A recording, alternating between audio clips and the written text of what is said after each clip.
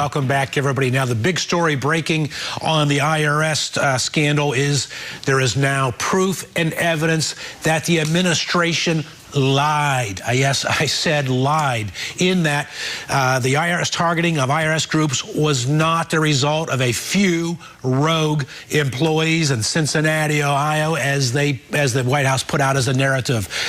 Documents obtained by the nonprofit group Judicial Watch show that the targeting of IRS, the targeting by the IRS of Tea Party groups came out, initiated out of Washington, D.C., out of the Washington, D.C. office. See, initially, documents sent to Congress, when Congress asked, in the investigation, asked for documents from the IRS, those documents were blacked out, redacted. But Judicial Watch has obtained non-redacted, non-blacked out documents, and they show this originating from Washington, D.C., not Cincinnati, which is what the administration told us. Joining us this time from Washington, D.C. is a former economic advisor to George W. Bush. His name is Kereakos Zuras. Kereakos, welcome back to the show. Hi, Rick. What's your response to this latest news?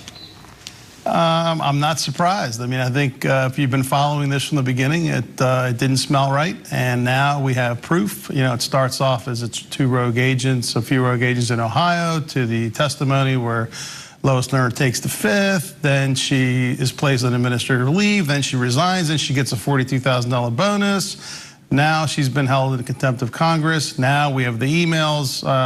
You know, it's not looking good. And it's very close to home, that D.C. Bureau of the IRS, isn't it? It is very close to home. You know, in groups on the radar, Kereakos, of the IRS, were words such as Tea Party, Patriots, groups which advocated against government spending, government debt and taxes. That's right. Those that would educate the public through advocacy activities to make America a better place to live. Those evil terrorists. That's right. And Lois Lerner, actually, in one of the emails, was inquiring with the Department of Justice, the DOJ, if she could bring criminal charges against these groups. How about that? Whoa, that's astounding. We had and we just talked in a previous segment that on page 63 of a manual put out by the federal government on terrorism and counter-extremism, listed were patriots, which ties in the statement that you make there. Do you think this, here's where I believe is going to play out. I want to get your take on this. I don't believe, Kereakos, this is going to resonate with voters in November of 2014. The mainstream media is not going to pick it up.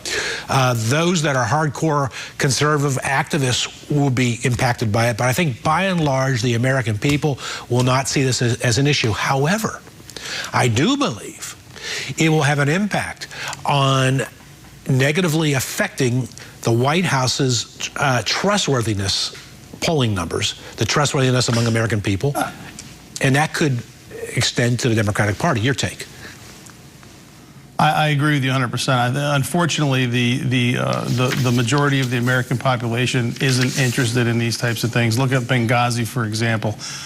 They're just not. It's too complicated. They don't get it. They don't care.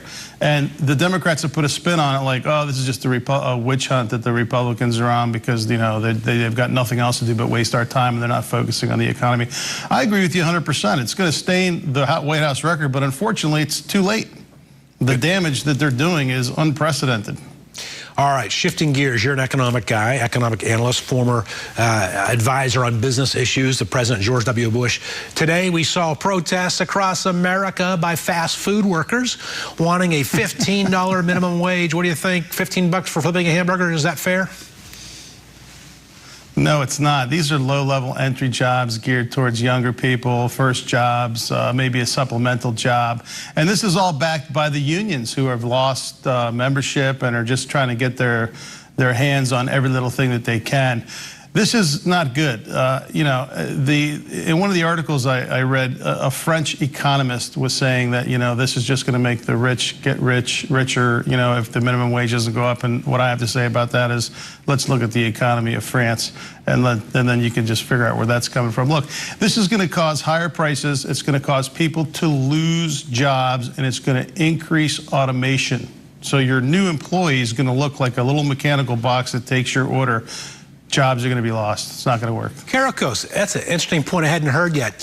What I've said all along is that it's going to outprice that fast food menu, out of the reach of the very family members that the left claims to be trying to help. Secondly, it's going to create less job creation. But you bring up a good point. If you're going to raise the price of labor to a certain point, it's going to be automated after a point. Let's look at the food stores. I don't care where you go, from the West Coast to the East Coast and everywhere in between, you have a larger segment of self-serve checkouts now, don't you? You sure do. Well, why is that? Because of labor costs, the unions demanding higher wages, this, that, and the other thing. I mean, they can't afford to do it. And look, the margins are razor thin. You know, we talked about this in a previous segment.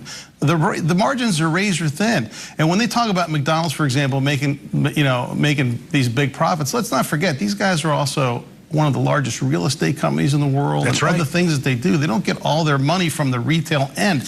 And the retail operator is usually a franchisee who's got to pay royalty fees, insurances, all these costs, debt service, and the margins are so thin.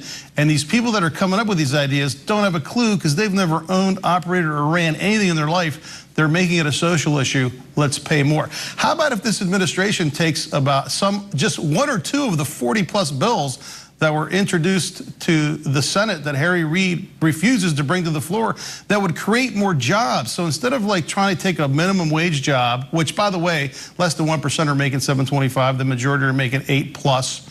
I don't have anybody on my payroll that makes $7.25. Everybody's making 8, 9, 10 or more. Why don't we do something to create the jobs and get some of these bills on the floor and have them heard, instead of trying to take an industry that's not designed or has the margin or room to pay that kind of money and raise the price. You know what? Raise the wages. You mentioned it's Harry, all relative. You make more, it costs more. What's up? You mentioned Harry Reid. I just want to make the final comment on that. This is why, one of many reasons, the Republican Party, someone's got to emerge, Kereakos, from that Republican Party with the message of grow. I know we beat up on Harry Reid for good reason, but let's see some Republican leadership and have the message of grow. That's growth in terms of jobs, which is what you're referencing, and growth in terms of job opportunity. Kereakos, Zuras, thanks for joining us. Agreed. Thanks for having me back. All right.